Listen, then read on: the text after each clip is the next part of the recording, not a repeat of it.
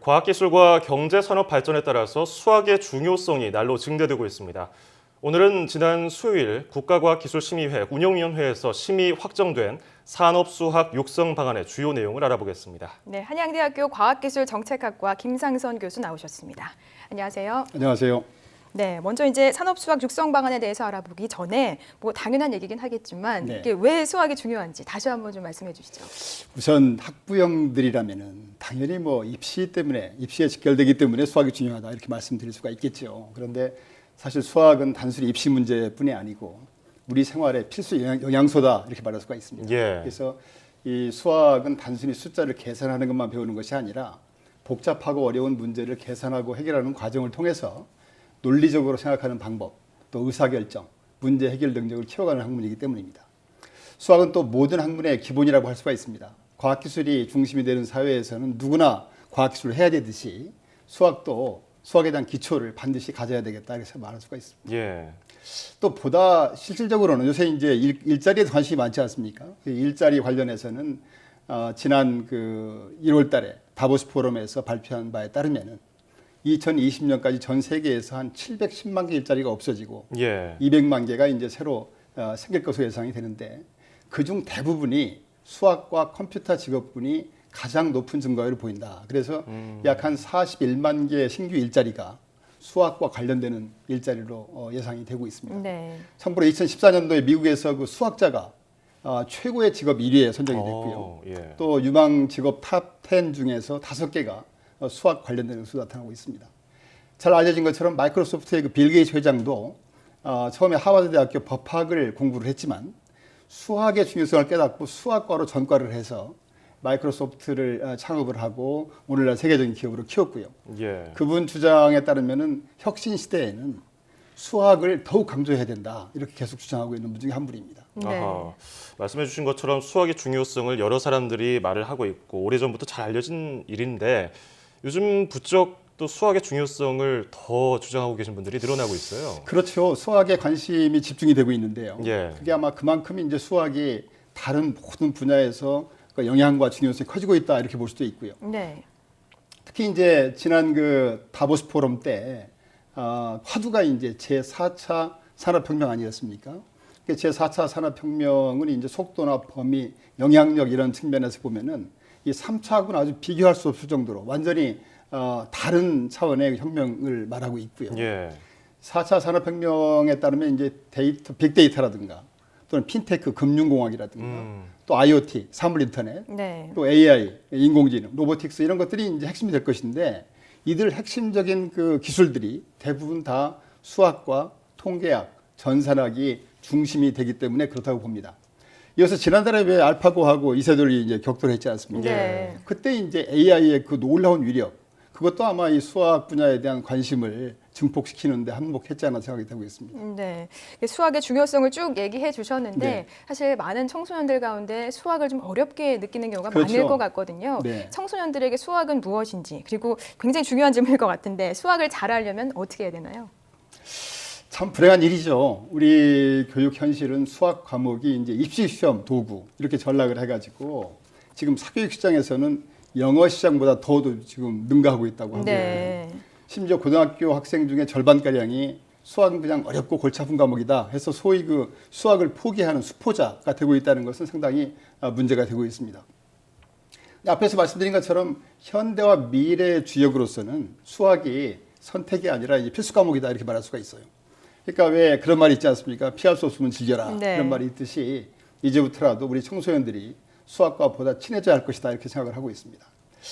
비법이 뭐냐, 어떻게 수학을 잘할 수 있느냐 참 중요한 질문이죠. 고민이고요. 네. 근데 이제 두 가지 말씀드리면은 우선 정부 교육 당국에서도 수학을 이제 문제풀이 방식이 아니고 소위 그 스토리텔링식으로 해서 이제 쉽고 재미있고 사고를 키워줄 수 있는 그런 방식으로 이제 흥미를 유발할 수 있는 쪽으로 교육 방식을 바꿔 나가야 될 것 같고요. 집에서도 처음부터 그 어려운 문제풀이식 접근이 아니라 처음에 쉬운 교재를 택해서 아이들 스스로 개념 원리를 파악하고 방법을 파악한 다음에 그 다음 단계로 나갈 수 있도록 하면 아마 많이 도움이 될 것으로 보고 있습니다. 네. 그렇죠. 입시 위주로 수학을 가르치게 된다면 학생들은 그냥 문제 푸는 기계가 될 뿐이겠죠. 그렇습니다. 창의적으로 수학 문제를 적용을 하려면 스토리텔링 정말 중요할 것 같은데요. 네, 네. 그럼 우리나라 수학 수준은 어느 정도고요? 이 문제는 없다고 보십니까? 잘 아시다시피 이제 우리나라 지금 과학기술 대부분의 분야가 10위권에 와 있고요. 일부는 뭐 세계하고 어깨를 겨루는 단계에 와 있는데 수학 분야도 예외 없이 세계 11위권으로서 지금 선진국 수준으로 알고 있습니다. 네. 또 우리 아이들도 수학 분야에 뛰어난 성적을 발휘하고 있어가지고 만 15세 학생을 대상으로 하고 있는 국제 학업 성취도 평가 피사라고 하죠. 여기에서도 최상위권이고 국제 수학 올림피아드에서도 우수한 성적을 거두어서 작년에 이제 국제 수학 올림피아드 종합 3위를 차지했습니다. 예. 이런 우수성에도 불구하고 우리 학생들의 수업에 대한 흥미도는 대상국 중에서 제일 꼴찌 수준이고 어허. 네. 또 수학 박사 중에 1.8%만 산업계에 진출하고 수학 박사 중에 한 3분의 1 정도는 졸업 후에 진로조차 파악이 안 될 정도로 그런 실정이라서 이에 대한 대책 마련이 시급하다고 보고 굉장히 있습니다. 아이러니하군요. 네. 이번에 정부에서 이제 산업수학 육성 방안은 바로 이런 문제점을 해결해 보자 이렇게 해서 나온 건데요. 수학계만을 위한 수학 또는 이론 수학을 넘어서 수학을 필요로 하는 모든 분야 발전에 수학이 정말 실제로 기여할 수 있도록 함으로 해서 수학의 영역을 한층 더 높이고 넓히는 한편 실제로 국가 산업 발전에도 기여하자 이런 목적으로 추진이 된 것으로 알고 있습니다. 네, 교육 현장에서 수학을 좀 재밌게 할 수 있는 거 그런 네. 방안을 좀 생각해 보는 것도 좋을 것 같습니다. 그렇다면 이번에 좀 본격적으로 국가심에서 심의 확정된 산업수학 육성 방안들 어떤 내용이 있는지 설명해 주시죠. 이번에 그 육성 방안은 크게 이제 세 가지 분야로 구분이 되고 있는데요. 우선 이제 산업 수학을 통해서 해결할 수 있는 문제를 발굴하고, 두 번째는 이제 발굴된 문제를 산업 수학으로 해결하고, 세 번째는 산업 수학 인재 양성하고 산업화하는 그런 세 가지 분야로 구분이 돼 있고 9가지 그 과제를 포함하고 있습니다. 네, 먼저 그 산업 문제 발굴 단계에서는 폭넓은 수요조사라든가 워크숍을 통해서 범죄 예방, 의료 서비스, 교통, 기후, 재난 예측 이런 그 공공 분야에서 삶의 질을 높이는 그런 문제, 또 이제 인공지능, 빅데이터라든가 뭐 바이오라든가 사물 인터넷, 뇌과학 이런 그 산업 경쟁력 관점에서 시급한 전략 기술 분야에서 이제 문제를 찾게 되죠. 네, 두 번째 단계는 이제 발굴된 문제를 해결하기 위해서 산업 문제 해결을 위한 워크숍을 월 1회 운영해서 산학연 전문가들이 모여서 수학적인 해법을 제시하게 됩니다. 참여 기업들이 십시일반으로 수수료를 내 가지고 산업 수학 기금을 만들어서 워크숍 운영이라든가 전문 인력 양성 이런 데 활용하게 되고요. 네, 대학에는 또 산업수학 센터를 지정 운영하게 됩니다.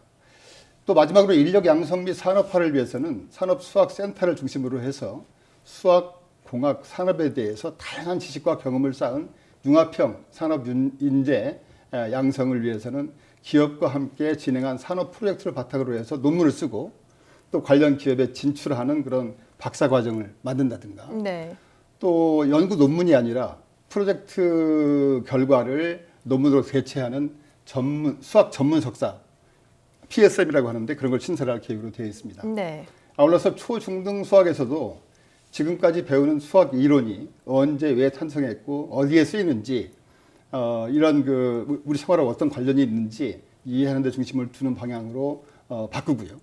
또 이제 방학 중에 그 캠프라든가 또 산업수학 문제 해결 경시대 이런 걸 통해서 흥미와 관심을 유발하도록 그런 할 계획으로 되어 있는 것 같습니다. 네. 이 수학을 산업에 접목시키려면 수학자들만의 힘으로는 안 될 것 같거든요. 중요한 어떤 지적이죠. 점을 좀 노력해야 되는지 짧게 들어볼까요? 사실 이제 그 전문 분야에 대한 깊이 있는 이해와 지식이 없이 예. 수학자만만 가지고는 문제 해결이 어렵습니다, 사실은.